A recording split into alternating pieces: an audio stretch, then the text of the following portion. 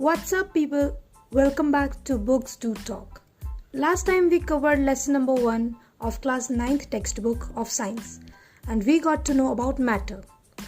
पर आज हम स्टार्ट करेंगे lesson number 2. Is matter around us pure? अब ये जानने के लिए तो पढ़ना पड़ेगा, सुनना पड़ेगा.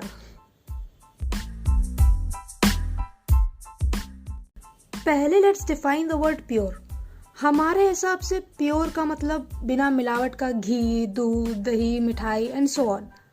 साइंटिस्ट को इसमें मजा नहीं आया एंड दे सेड दैट एक प्योर सब्सटेंस प्योर तब होगा जब उसका हर एक पार्टिकल सेम होगा, physically and chemically. In short, a pure substance consists of a single type of particles and a substance is a pure single form of matter. अब substance को किसी physical process से हम separate नहीं कर सकते. मतलब a mixture of salt and water can be separated by the process of evaporation. But हम लोग salt को, जिसे हम सोडियम क्लोराइड या NaCl भी बोलते हैं, उसको सोडियम और क्लोराइड में तोड़ नहीं सकते by any physical process. तो सॉल्ट क्या हो गया? Substance. The same way sugar, water, diamond, ammonia are also substances cause made up of same exact ditto copy of particles and जहां से भी निकालोगे सेम ही मिलेगा. बट मिक्सचर, साइंटिस्ट लोगों का मिलावटी सामान, इनके हिसाब से mixture is made up of 2 और मोर सब्सटेंसेस. अब आप इनको दूध दिखाओ कि देखो वैज्ञानिक साहब, हमारे यहाँ दूध बिल्कुल प्योर आता है. दिल से ये प्योर थोड़ी ना है. ये देखो, इसमें वाटर है, लैक्टोज है, फैट है, प्रोटीन है, मिनरल है. ये प्योर कैसे हो गया? इसलिए milk is a mixture and so are soft drinks and soil. Therefore a mixture contains of more than one substance. Mixture समझ गए? Now mixture is of 2 types, homogeneous and heterogeneous. Homo मतलब same और hetero मतलब different. तो homogeneous mixture have same composition throughout. It will be made up of more than one kind of substance, but those substances will be equally distributed throughout the mixture. जैसे कि sugar and water और copper sulfate को भी अगर water में मिलाओ तो इन दोनों में कहीं से भी 1 टीस्पून मिक्सचर लोगे तो both the constituent will be present in equal amounts, hence homogeneous. Heterogeneous mixture में सिर्फ इतना सा फर्क है कि their composition is non-uniform throughout and they contain physically distinct parts like sodium chloride plus iron filling. अब सोडियम क्लोराइड हो गया नॉर्मल सॉल्ट, फिलिंग मतलब पाउडर, तो मतलब आयरन का पाउडर और नमक को मिलाओगे तो इन दोनों का मिक्सचर पाउडर ही होगा, विच इज नॉट यूनिफॉर्म. इसलिए they are heterogeneous mixture. Oil and water सबसे बेस्ट एग्जांपल है इसका. अब ये तो एक जनरल आइडिया हो गया. ब्रॉडली मिक्सचर कितने टाइप का है? 2 टाइप का, होमोजेनस और हेट्रोजेनस. अब based on visibility of particles, Tyndall effect, stability etcetera, mixture को 3 टाइप में क्लासिफाई किया गया है: solution, suspension and colloid. Let's take them one by one. Firstly, solution. Solution is a homogeneous mixture of 2 or more substances. यहाँ पे homogeneity particle level पे होती है. We think that solution is a liquid with a solid, liquid or a gas dissolved in it. But we can also have solid solutions like alloys and gaseous solutions like air. Alloy एक mixture होता है 2 metals का या एक metal और एक non metal का, which can not be separated into its constituents by physical method. But तब भी हम लोग एलॉय को मिक्सचर मान सकते हैं because property of its constituents can be seen. जैसे brass is a mixture of 30% zinc and 70% copper and brass में दोनों की प्रॉपर्टी दिखती है.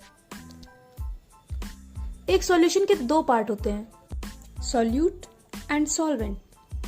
जो मिक्स होता है उसे सॉल्यूट बोलते हैं एंड जिसमें मिक्स होता है उसे सॉल्वेंट बोलते हैं. Solute is usually lesser than the solvent in quantity. Sugar in water, soda water, air tincture of iodine are all examples of solution. Soda में कार्बन डाइऑक्साइड सोल्यूट हुआ and water solvent. Tincture of iodine is actually iodine in alcohol. तो iodine solute हुआ और alcohol solvent. And air is a homogeneous mixture of gas and gas. In a solution, the proportion of solute to solvent is variable. And depending on the amount of solute present, a solution is dilute or concentrated. अब एक चीज होती है saturated and unsaturated solutions. देखो, आप एक solvent में अपनी मर्जी के हिसाब से जितना मर्जी सॉल्यूट नहीं डाल सकते. एक सीमा होती है जिसके बाद सॉल्वेंट भी बोल देता है बस करो भाई, अब और नहीं हो पाएगा. एंड ऐसे ही सॉल्यूशन को हम सैचुरेटेड सॉल्यूशंस बोलते हैं. और जब तक कोई सॉल्यूशन सैचुरेटेड नहीं हो जाता उसे अनसैचुरेटेड सॉल्यूशंस बोलते हैं. सिंपल. अब when we increase the temperature तो solubility increase होगी ना. तो when no more solute can be dissolved in a solution at a given temperature is called saturated solution. And the amount of solute present in a saturated solution at this temperature is called its solubility. अब concentration पे वापस आते हैं. Concentration of solution is equal to the amount of solute upon the amount of solvent or the amount of solute upon the amount of solution. Hence, concentration of a solution is the amount of solute present in a given amount of solution or the amount of solvent. Ab suspension. A suspension is a heterogeneous mixture in which particles are visible to the naked eyes. इसमें solute dissolve नहीं होता है, वो लटका रहता है, suspended रहता है through out the medium. Best example है इसका सैंड एंड वाटर. आपने मिक्स किया दोनों को और छोड़ दिया अकेले कुछ देर के लिए. You can see the particle settling down. तो इसका मतलब suspension are unstable and can be separated through filtration. Lastly, colloids. They are the midway between solution and suspension. Colloidal particles uniformly फैले होते हैं throughout the solution. तो ऐसा लगता है कि ये homogeneous है, पर actually they are heterogeneous mixture. जैसे कि milk. The particles are too small to be seen with naked eyes. और दूध को अगर उबाल के छोड़ दो तो उसका फैट, प्रोटीन सेटल हो जाता है क्या? नहीं ना.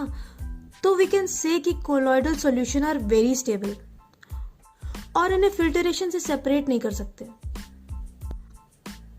अब जैसे सॉल्यूशन में सॉल्यूट एंड सॉल्वेंट था, वैसे ही कोलॉइड्स में dispersed phase and dispersing medium होता है.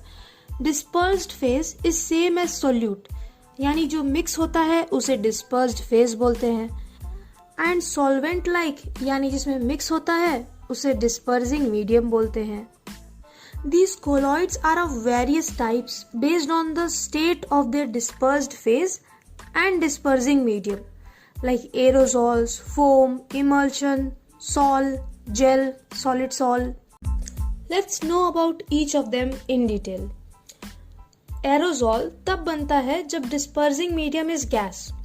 मतलब चाहे गैस में लिक्विड मिलाओ या सॉलिड, एरोजॉल ही बनेगा.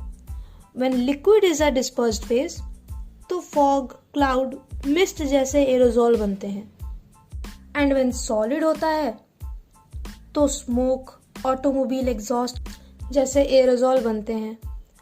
नाउ अगर गैस है एज डिस्पर्स्ड फेज, मतलब if gas is dispersed in solid और लिक्विड तो फोम बनता है.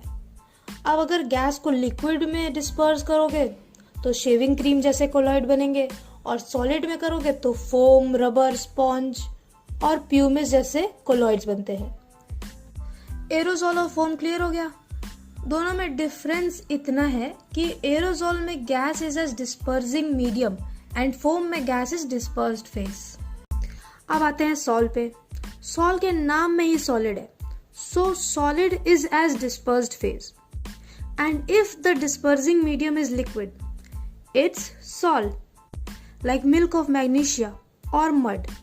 बट अगर डिस्पर्सिंग फेज इज सॉलिड मतलब सॉलिड में सॉलिड है तो उसे बोलेंगे सॉलिड सॉल, जैसे कि coloured gemstones and milky glass.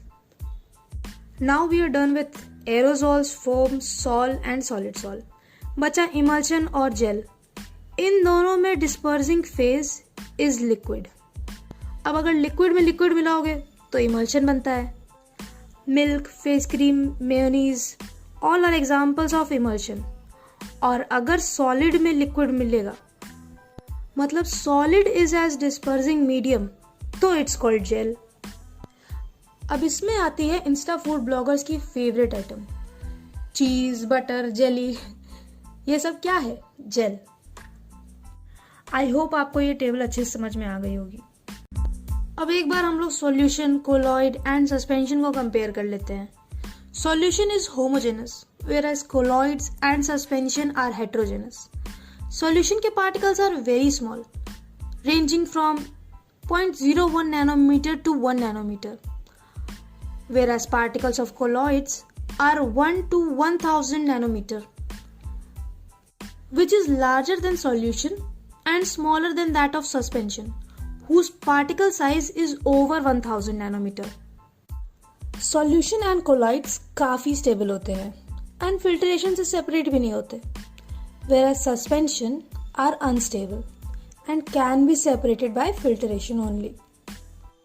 Now there is Tyndall effect. You must have seen when light enters a dark room through a small hole, and in that light there are very small particles just swimming in the air. This, my friend, is Tyndall effect. It is the scattering of a beam of visible light. Now particles in solution are very small, so light बिना scatter हुए निकल जाती है. Colloid के particles थोड़े बड़े होते हैं and they are capable of scattering the light. Suspension के particles are quite big and can scatter light easily, पर ये unstable होता है ना, तो it is able to scatter light पर जब तक particles don't settle down. Hence, I conclude that solution do not show Tyndall effect. Colloid and suspension does, but suspension breaks when its particles settle down, so it only show Tyndall effect till the particles are afloat. We studied about the different types of mixtures. Now बात करते हैं कि कैसे हम mixture को separate करेंगे. There are various ways depending on कि mixture में क्या है. There are processes like evaporation, centrifugation, separating funnel, sublimation, chromatography, distillation, fractional distillation and crystallization. बहुत भारी भारी शब्द है ना. डरो मत, नाम बड़े और दर्शन छोटे वाली कहानी है इन सब की. Starting with evaporation. इसको हम लोग ऐसे मिक्सचर को सेपरेट करने के लिए यूज करते हैं जिसका एक कंपोनेंट वोलेटाइल होता है. वोलेटाइल मतलब जो आग तुरंत पकड़ लेता है, जैसे अल्कोहल, थिनर, डाई एटसेट्रा. हम लोग एक बीकर में पानी भरते हैं, उसके ऊपर पेट्री डिश में इंक रख देते हैं. Ink is a mixture of dye and water and dye is flammable. अब इस सेटअप को बर्नर पे रख देंगे. वाटर धीरे धीरे इवेपोरेट हो जाएगा और डिश में बस इंक बचेगी. इतना सही था evaporation. Next is centrifugation. We separate small solid particles from a mixture, जो इतने छोटे होते हैं कि फिल्टर पेपर से भी पास हो जाते हैं. Like milk. We put the mixture in a small test tube और इसको एक मशीन में रख देते हैं. At an angle from the ground, मतलब थोड़ा तिरछा रख देते हैं. And that machine spins at a very high speed. तो centrifugal force लगता है एंड उससे जो डेंसर पार्टिकल्स होते हैं they get collected at the bottom of the test tube and the lighter ones are collected at the top. We use this process to do the urine and blood test in lab. It is also used in dairies to produce toned, half toned, that kind of milk, and in washing machines as well. बस खत्म centrifugation. अब आते हैं separating funnel पे. It's used to separate two immiscible liquids जो आपस में mix नहीं हो सकते, like that of oil and water ये एक फनल होता है जिसके दोनों एंड्स खुले होते हैं एंड नीचे वाले में एक टैप होता है. इसमें मिक्सचर डालते हैं एंड छोड़ देते हैं थोड़ी देर के लिए. The lighter component gets collected on the top and the denser at the bottom. तो हम लोग बस नीचे से टैप खोल के डेंसर लिक्विड निकाल देते हैं, बस. इसी प्रोसेस को हम लोग आयरन एक्सट्रैक्शन में भी यूज करते हैं. Let's talk about sublimation. It's used to separate the mixture of a sublimable and a non-sublimable substance, like salt and ammonium chloride. Episode 1 में I told you about sublimation. तो just check it if you wanna know about it. एक petri dish में mixture रखते हैं and we cover it with an inverted funnel. And जो उसका open and था उसे कॉटन से बंद कर दिया. Now we place it above a burner. जो सब्लिमेबल होगा वो इवेपोरेट होकर फनल के इनर साइड पे कंडेंस हो जाएगा and the non sublimable will remain in the plate. And this is how we separate a sublimable and a non sublimable substance. Moving on to chromatography. इसमें हम लोग capillary action of water को use करके ऐसे solutes को separate करते हैं जो एक ही सॉल्वेंट में डिसॉल्व हो सकते हैं, like components of ink. Ink has dye, and dye is a mixture of 2 or more colors, and all of them can be dissolved in water. So we take a filter paper and put a drop of ink on it towards the bottom end. Then put the filter paper in the water. पर we need to make sure कि ink dot water level से थोड़ा ऊपर रहे. फिर उसको अकेला छोड़ दो. धीरे धीरे molecules of water will climb up the filter paper and dissolve the ink component in itself. पानी के साथ इंक भी ऊपर चढ़ेगी and the component which is more soluble in water rises faster, and this is how the colors get separated. We use chromatography to separate the colors of dye, pigments from nature and drugs from blood. That's all about chromatography. Now how will we separate a mixture of two miscible liquid? अब चाहे जितना miscible हो liquid, उनके boiling point तो different होंगे ही ना. That's the principle on which distillation works. We put the mixture in a flask and then boil it. जिसका कम बॉइलिंग पॉइंट होगा वो जल्दी बॉइल होगा. उसके फ्यूम्स को we pass through a condenser and then collect it in liquid form. The other liquid जिसका boiling point high था वो देर से बॉइल होगा.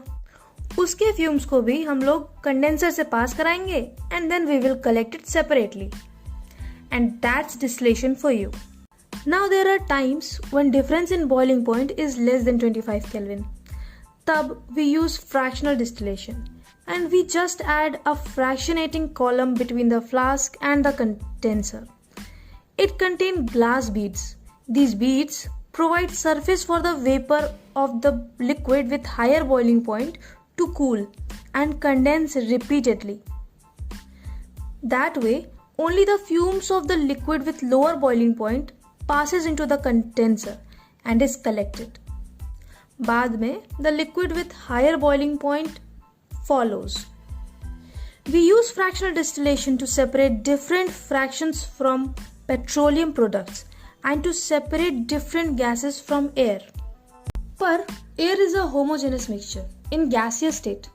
तो पहले हम लोग air को liquefy करते हैं by compressing it under high pressure and then cooled by decreasing the temperature.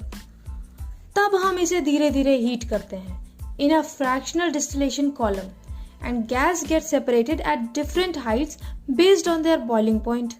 That is lower boiling point at the top like oxygen and higher boiling point at the bottom like nitrogen. Now coming to the last process, crystallization. It's used to remove the pure solid in the form of crystals which are present in a solution. मतलब impure copper sulfate को pure कैसे करेंगे? मैं बताती हूँ. पहले इसका solution बनाएंगे. We will dissolve copper sulfate in water और इसको filter कर देंगे ताकि बड़ी बड़ी impurities पहले ही हट जाएं. Then we will evaporate the excess water to get a saturated solution. उसको एक filter paper से cover कर देंगे and leave it undisturbed for a day or two. you will obtain pure copper sulfate crystals in the dish you left it. अब आप बोलेंगे कि ये तो हम इवेपोरेशन से भी कर सकते थे और उससे तो इतना टाइम भी नहीं लगता। कर सकते थे, पर कुछ सॉलिड डिकम्पोज हो जाते हैं हीट करने पे, या फिर लाइक शुगर चार्ड हो जाते हैं। पता चला तुमने किया इवेपोरेशन तो शुगर पाने के लिए, मिला तुम्हें कैरेमल। इसलिए crystallization is better than evaporation for separating solids. It's used in purification of salts that we get from sea water, और टू सेपरेट एलम, प्यार से इसको फिटकरी बुलाते हैं, फ्रॉम इट्स इम्प्योर स्टेट। यहां होती है सेपरेशन ऑफ मिक्सचर की समाप्ति। अब आते हैं ऐसे टॉपिक पे जो सबको आता है, चाहे उसने साइंस ली है या नहीं, फिजिकल एंड केमिकल चेंजेस। किसी भी सब्सटेंस का colour, hardness, rigidity, fluidity, density, melting point, boiling point, ये सब फिजिकल प्रॉपर्टी होती हैं। And the chemical composition are its chemical property. कितने एटम्स हैं, कौन कौन से एटम्स हैं, कितने बॉन्ड्स हैं, कैसे बॉन्ड्स हैं, ये सब केमिकल प्रॉपर्टी में आते हैं। तो ऐसी रिएक्शंस जिसमें प्रोडक्ट अपने फिजिकल प्रॉपर्टी को चेंज करता है, उसे फिजिकल चेंज बोलते हैं। Like change of state of water, पानी कोई सा भी रूप ले ले, वो H2O ही रहेगा। बट अगर किसी रिएक्शन में सब्सटेंस की केमिकल प्रॉपर्टी ऑल्टर होती है तो we call it chemical change, like burning of oil. We all know कि burning of candle is a chemical as well as a physical change. कैसे, वो आप लोग मुझे बताओगे कमेंट्स करके। नाउ हमें पता है प्योर सब्सटेंस क्या होता है, राइट? जो एक टाइप के पार्टिकल से बना होता है। A pure substance are of two types based on their chemical composition: elements and compounds. Element is the basic form of matter that cannot be broken down into simpler form by chemical reactions. This definition was given by Anton Laurent Lavoisier, but Robert Boyle ने पहली बार element शब्द का use किया था। Elements को तीन types में बांटते हैं: metals, non metals and metalloids. Metals are lustrous, grey or golden in color. They are good conductor of heat and electricity. They are ductile, मतलब उसकी वायर बन सकती है, and malleable, मतलब इनकी शीट्स बन सकती हैं। Also, they are sonorous, मतलब अगर सर दे मारोगे तो आवाज बहुत तेज की आएगी। Examples of metal are gold, silver, copper, iron. Metal सारे सॉलिड होते हैं रूम टेम्परेचर पे, सिर्फ मरकरी को छोड़कर। ये भाई साहब अकेला लिक्विड होता है, and the world loves it for the way it is. Be like mercury, खुद को दूसरों की तरह मत बनाओ। You are born to stand out यार। आई जस्ट रियलाइज ये टेड टॉक बन रहा था, sorry about that. Non metal पे आते हैं। ये मेटल से बिल्कुल अपोजिट होते हैं। They are colorful, poor conductors of heat and electricity, non-lustrous, बिना चमक के होते हैं, non-sonorous और malleable और ductile. Examples of non-metals are hydrogen, oxygen, carbon, iodine, bromine, chlorine and so on. और कुछ एलिमेंट्स ऐसे होते हैं जो दोनों की प्रॉपर्टी शो करते हैं, उन्हें मेटलॉइड्स बोलते हैं। एग्जाम्पल हैं इनके boron, silicon, germanium. 10th class में इन पे पूरा एक चैप्टर है, तब डिटेल में कवर करेंगे। But a compound is a substance composed of two or more elements chemically combined with one another in a fixed proportion. अब जो कंपाउंड की प्रॉपर्टी होती है, it is different from its constituents. जैसे water का example लेते हैं, water is H2O, right? H2O is composed of hydrogen and oxygen. Both are gases. But once combined, H2O, water is liquid. पर आप कोई भी वाटर मॉलिक्यूल उठाओगे, उसमें 2 atom of hydrogen and 1 atom of oxygen ही मिलेगा। So we can say that composition of a compound is the same throughout. Examples of compound are water, methane, sugar, salt, etc. Now we need to know the difference between a mixture and a compound. Elements or compound just mix together to form a mixture and no new compound is formed. Whereas in compound, elements react to form a new compound.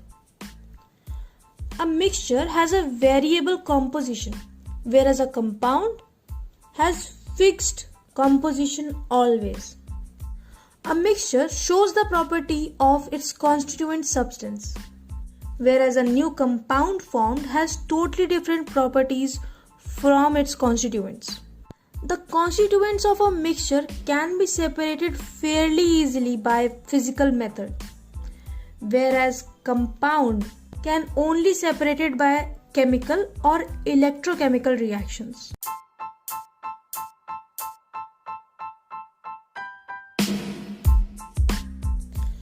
And with that, we reach the finish line of Is matter around us pure?